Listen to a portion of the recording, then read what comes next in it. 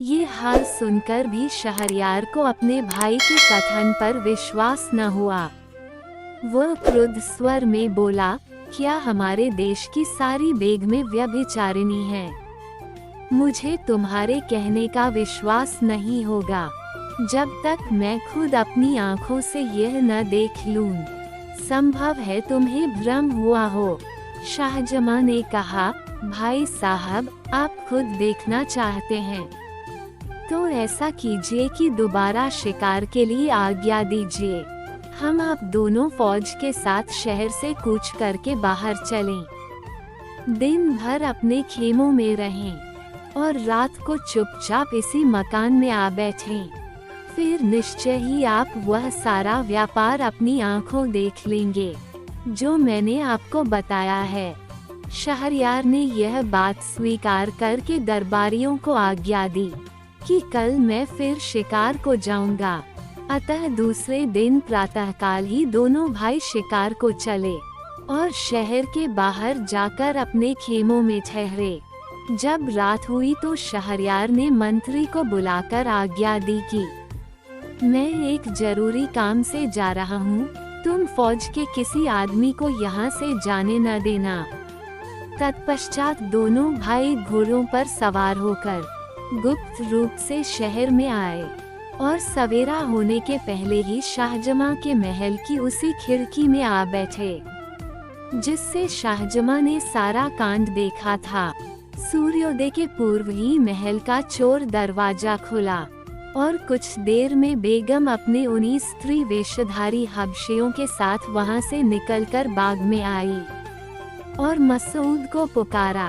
ये सारा हाल जो न कहने के योग्य है न सुनने के देखकर शहरयार अपने मन में कहने लगा कि हे भगवान, ये कैसा अनर्थ है कि मुझ जैसे महान नृपति की पत्नी ऐसी व्यभिचारिणी हो।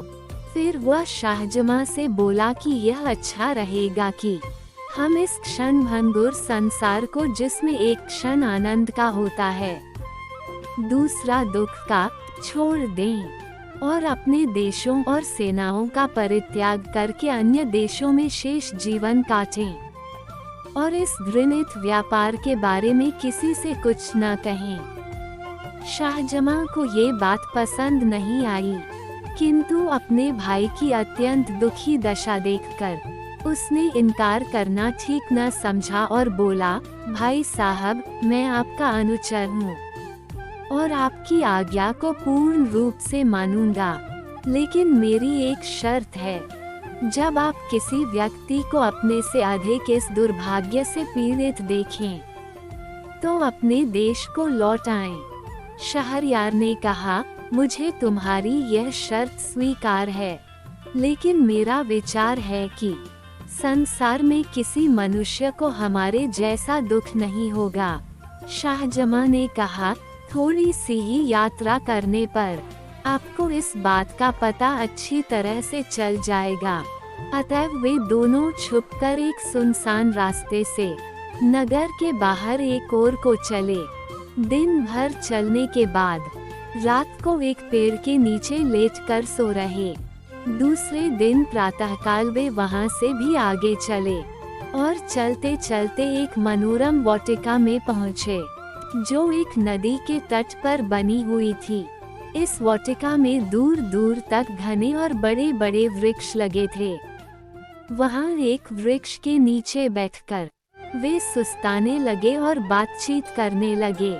थोड़ी ही देर हुई थी कि एक भयानक शब्द सुनकर दोनों अत्यंत भयभीत हुए और कांपने लगे। कुछ देर में देखा कि नदी के जल में दरार हुई और उसमें से एक काला खंभा निकलने लगा। वह इतना ऊंचा हो गया कि उसका ऊपरी भाग आकाश के बादलों में लुप्त हो गया।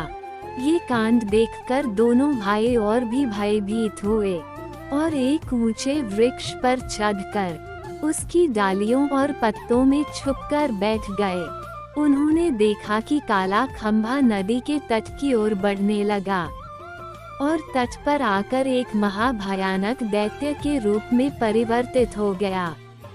अब वे दोनों और भी घबराए और एक और ऊंची डाल पर जा बैठे। दैत्य नदी तट पर आया तो उन्होंने देखा कि उसके सिर पर एक शीशे का बड़ा और मजबूत संदूक है, जिसमें पीतल के 4 ताले लगे हैं। दैत्य ने नदी तट पर आकर सिर से संदूक उतारा और उसी वृक्ष के नीचे रख दिया जहां दोनों भाई छुपे थे। फिर उसने कमर से लटकती हुई 4 चाबियों से संदूक के चारों ताले एक एक करके खोले।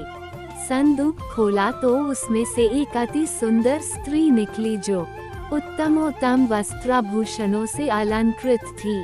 दैत्य ने स्त्री को प्रेम दृष्टि से देखा और कहा, प्रिय, तू सुंदरता में अनुपम है।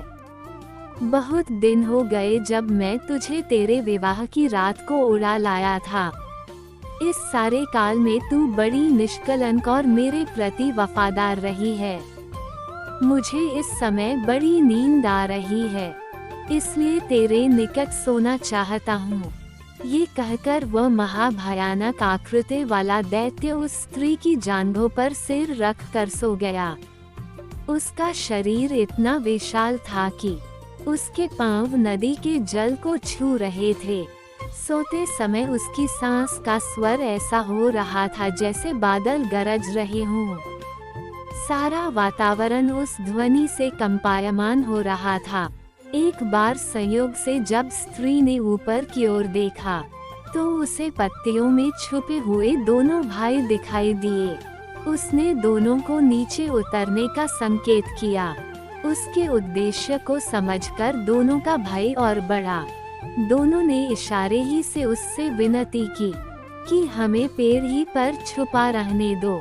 स्त्री ने धीरे से दैत्य का सिर अपनी गोद से उतारकर पृथ्वी पर रख दिया और उठकर उनको धैर्य देते हुए बोली कि कोई भय की बात नहीं है, तुम नीचे उतर आओ और मेरे समीप बैठो।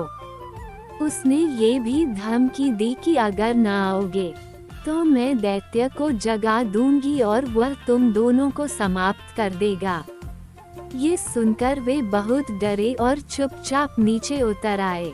वह स्त्री मुस्कुराती हुई दोनों का हाथ पकड़कर एक वृक्ष के नीचे ले गई और उनसे अपने साथ संभोग करने को कहा। पहले तो उन दोनों ने इनकार किया, किंतु फिर उसकी धमकी से डरकर वह जैसा चाहती थी उसके साथ कर दिया। इसके बाद स्त्री ने उनसे उनकी एक एक अंगूठी मांग ली। फिर उसने एक छोटी सी संदूकची निकाली और उनसे पूछा कि जानते हो इसमें क्या है और किस लिए है। उन्होंने कहा, हमें नहीं मालूम, तुम बताओ इसमें क्या है। उस सुंदरी ने कहा, इसमें उन लोगों की निशानियां हैं जो तुम्हारी तरह मुझसे संबंध कर चुके हैं। ये 98 अंगूठियां थीं और तुम्हारी 2 मिलने से 100 हो गईं। इस दैत्य की इतनी कड़ी निगरानी के बाद भी मैंने 100 बार ऐसी मनमानी की है। ये दुराचारी दैत्य मुझ पर इतना आसक्त है कि क्षण भर के लिए भी मुझे अपने से अलग नहीं करता और बड़ी देखभाल के साथ मुझे इस शीशे के संदूक में छुपाकर समुद्र की तलहटी में रखता है। लेकिन उसकी सारी चालाकी और रक्षा प्रबंध पर भी मैं जो चाहती हूँ वह करती हूँ और इस बेचारे का सारा प्रबंध बेकार हो जाता है। अब मेरे हाल से तुम समझ लो कि स्त्री जब कामासक्त होती है तो कोई भी उसे दुष्कर्म से रोक नहीं सकता। इसके पश्चात वो उनकी अंगूठियां लेकर अपनी जगह आई। उसने दैत्य का सिर फिर अपनी गोद में रख लिया और इन दोनों को संकेत किया कि चले जाओ। दोनों वहां से चल दिए और जब बहुत दूर निकल गए तो शाहजहां ने अपने बड़े भाई शहरयार से कहा, देखिए, इतनी सुरक्षा और कड़े प्रबंध पर भी ये स्त्री अपने मन की अभिलाषा पूरी कर रही है। ये भी देखिए कि दैत्य को उस पर कितना विश्वास है और वो उसकी निष्कलंकता की कैसी प्रशंसा कर रहा था।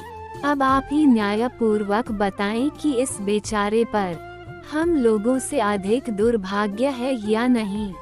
हम जो बात ढूंढने निकले थे वो हमें मिल गई।